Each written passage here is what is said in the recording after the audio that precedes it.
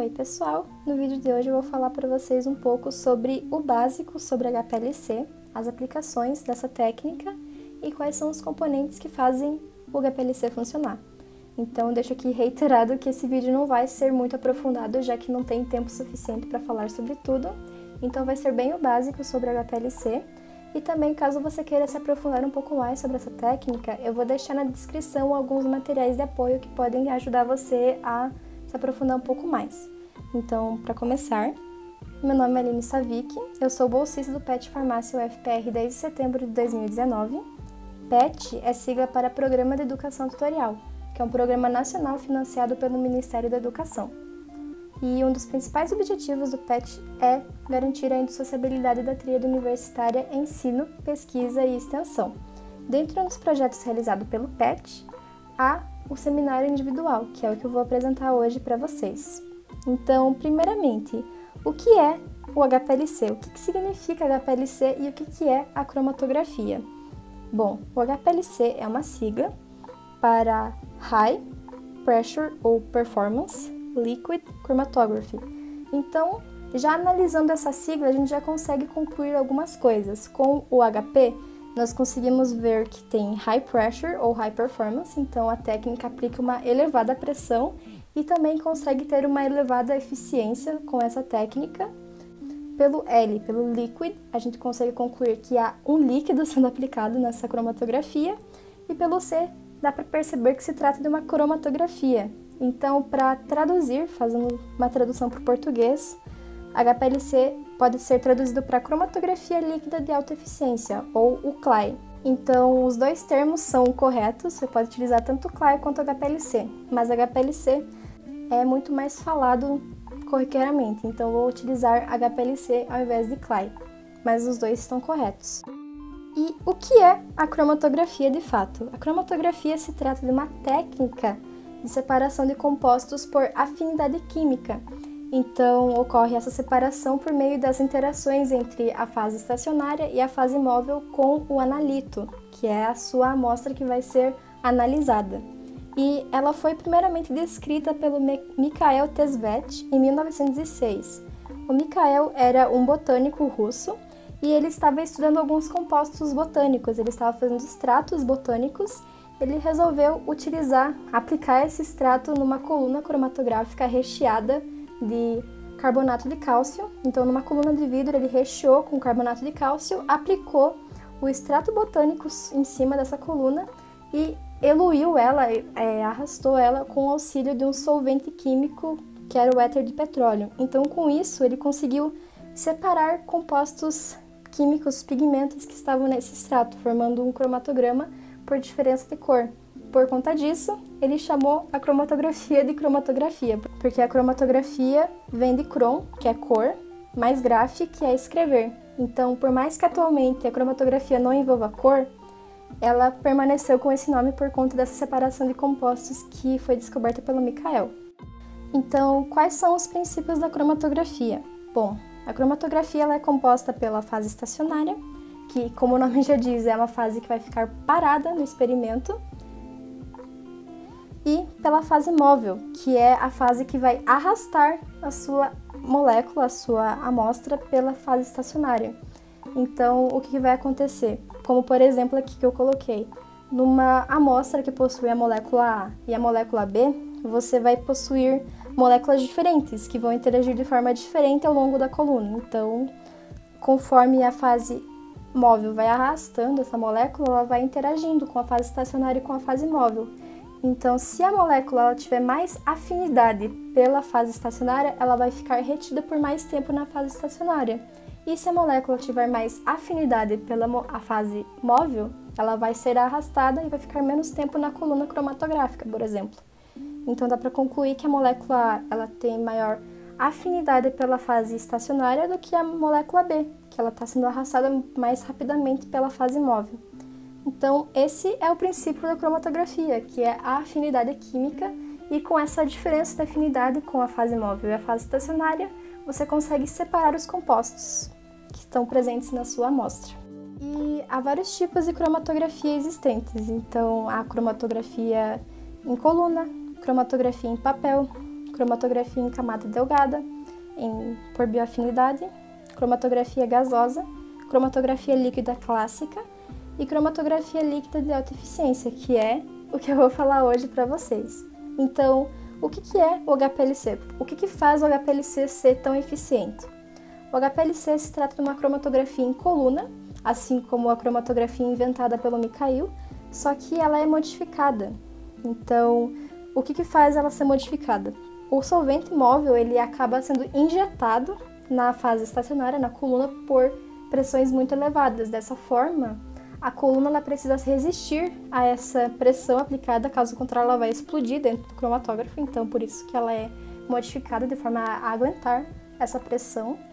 E com a separação de compostos, pela separação dos compostos que estão dentro da sua amostra, você consegue identificar e quantificar o que tem na sua amostra, por meio da divisão e pelo cromatograma. Então, você consegue quantificar uma maior quantidade de compostos, você consegue separar uma maior quantidade de compostos com um curto período de análise, porque a pressão faz com que a sua amostra passe mais rapidamente pela coluna. Então, há uma economia de tempo nessa técnica. E também, além disso, há uma alta resolução, uma alta eficiência e uma alta sensibilidade nessa técnica, que faz com que ela seja muito, muito empregada em indústria e em vários outros ambientes que envolvam a separação de compostos. E, afinal, qual é a diferença, então, entre uma cromatografia em coluna e uma cromatografia em coluna de um HPLC? Então, basicamente, uma coluna cromatográfica tradicional, ela vai ser composta primeiramente de vidro, o exterior dela vai ser de vidro e ela vai ser preenchida por uma fase estacionária que é composta por um material absorvente, como, por exemplo, sílica, alumina e também celulose, por exemplo. Então, a fase estacionária é composta por esse material absorvente e o que faz a sua amostra ser arrastada pela fase estacionária, além da fase móvel, é a gravidade. Então, por isso que a análise demora tanto tempo para ser feita, porque a força da gravidade não é tão forte assim, então demora muito para o solvente conseguir arrastar a sua molécula pela sua coluna cromatográfica. Além disso, uma das principais desvantagens dessa técnica é que o conteúdo da coluna é descartado, então você não pode utilizar a coluna novamente, mesmo que você tente lavar e higienizar, você não consegue utilizar o material que está dentro, porque ele acabou sendo preenchido pela sua amostra e pela fase móvel. Agora, com relação à coluna cromatográfica de um HPLC, primeiramente ela é composta de aço inoxidável, o que faz com que ela seja bem resistente a pressões elevadas, e a fase estacionária que está preenchida dentro dessa coluna, ela também se trata de uma molécula, de um composto com capacidade absorvente, só que o diâmetro de partícula dessa amostra vai ser muito menor. Então, isso faz com que haja uma maior área de contato com a sua amostra e você consiga ter uma maior eficiência de separação, já que ela vai conseguir interagir muito mais a sua molécula, a sua amostra com a fase estacionária. Além disso, são aplicadas altíssimas pressões sobre essa coluna, chegando até 40 megapascais, que é muita coisa, e por conta disso, o tempo de análise fica apenas por 25 minutos ou até menos, porque você consegue separar o seu composto presente na sua amostra por mais rapidamente. Além disso, que é uma vantagem muito grande, é que o conteúdo da coluna é reutilizado, então você pode só higienizar ela com água e conservar ela, que ela vai durar por anos. Ela pode durar por anos funcionando normalmente, utilizando diariamente, por exemplo. E quais são os componentes da cromatografia por HPLC? Para isso, eu gravei um vídeo de um cromatógrafo do Grupo Boticário falando mais sobre os componentes e para que serve cada etapa do cromatógrafo. Então, fiquem aí com o vídeo do HPLC. Oi pessoal, então nesse vídeo rápido eu vou estar mostrando para vocês quais são os componentes que fazem parte de um equipamento da HPLC. E no caso, esse HPLC em específico, ele é do Grupo Boticário, então ele é um pouco mais moderno, ele tem mais tecnologia do que um HPLC de laboratório de universidade, por exemplo. E também o diferencial dele é que ele possui injeção automática, então vai ser bem interessante ver o funcionamento dele. E o primeiro componente de um HPLC é o reservatório de fase móvel, que fica na parte superior do equipamento Então, a fase móvel ela fica armazenada nesses frascos de vidro, que possuem um capilar que vai puxar com o auxílio da bomba injetora para ser injetado na coluna cromatográfica. E um detalhe importante é que esse reservatório possui um filtro, como dá para perceber, e esse filtro ele serve para evitar que partículas que possam estar na sua fase móvel vão para a coluna e acabem danificando o equipamento. Então é bem importante você certificar que tenha um filtro nesse HPLC e que não haja nenhum contaminante na sua fase móvel. E o segundo componente de um HPLC é a bomba injetora. No caso desse HPLC, ele possui uma bomba quaternária, então ele é bem potente. E a bomba ela serve tanto para bombear a sua fase móvel, que está na parte de cima, ela vai puxar a sua fase móvel e injetar na coluna. E também vai ser ela que vai injetar a sua amostra também na coluna. Então é isso que faz o funcionamento do HPLC, que vai fazer a pressão dentro da coluna ser bem elevada e a eficiência do HPLC seja bem elevada. E o terceiro componente do HPLC é o reservatório de amostra.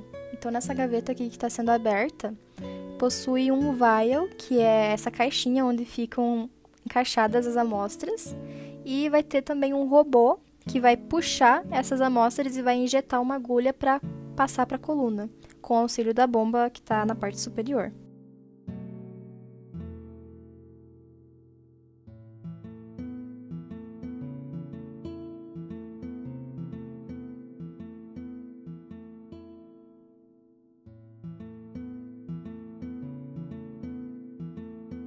E o quarto componente do HPLC é a coluna cromatográfica. Ela fica nessa caixa que faz a temperatura da coluna ser controlada e ela pode ser de diversos tamanhos. Ela pode ser de 5 até 25 centímetros de comprimento e a espessura dela pode variar também, mas geralmente ela gira em torno de 4,5 milímetros, então ela é bem fininha e bem comprida. Por fim, a última parte que compõe o HPLC é o detector. O detector ele serve para identificar que moléculas estão saindo da sua amostra, formando um sinal cromatográfico, e também a concentração delas por meio da intensidade do sinal. E esse sinal ele emite um sinal elétrico que vai ser enviado para o computador. O computador tem que ficar acoplado ao cromatógrafo, senão você não consegue emitir o gráfico para você analisar posteriormente. Então foi esse o HPLC.